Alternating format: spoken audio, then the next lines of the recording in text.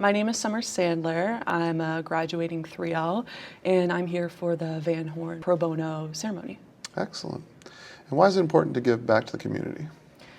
I think it's especially important to give back when you're in the legal community or just legal atmosphere as a law student, because there's so many hurdles to legal access, especially, in a densely populated area like South Florida.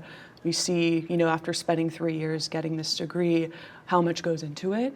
And there's just a lot that people don't unfortunately have access to. So pro bono is a way to do that. Absolutely. And how did you get involved in the Van Horn Law Group Pro Bono Honors Program? So I got involved my first summer, actually. I was a public service fellow. I had the opportunity to work for a federal judge in Miami. And with that fellowship, it was able to support me throughout the summer.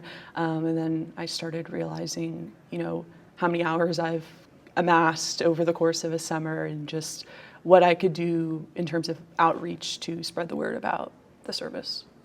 Approximately how many pro bono hours have you completed? I'd say about 500. Whew, unbelievable, unbelievable. What would you say to a student who was interested in pro bono, but wasn't sure where to get started or wasn't sure if they would have the time? For sure. I would tell them to first reach out to Jennifer Gordon and schedule an appointment with her. She's a rock star. For sure. Great.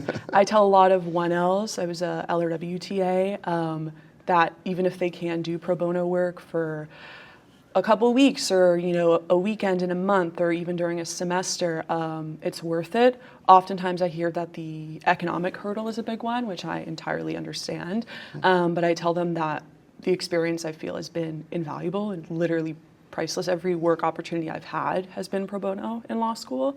And although you don't need to take it that far, even doing it in a small amount is really impactful. I agree. Is there anything else you'd like to add? I would just tell students that, like I said earlier, even if they can't work for an extended period of time in the pro bono program, that even if they can for a short period, they really should. The experience that I've had has been priceless, especially I've mostly been in federal court, so working for the government ideally, and I feel that my exposure has been very wide, and I don't think I otherwise would have gotten that exposure had I had other work opportunities perhaps.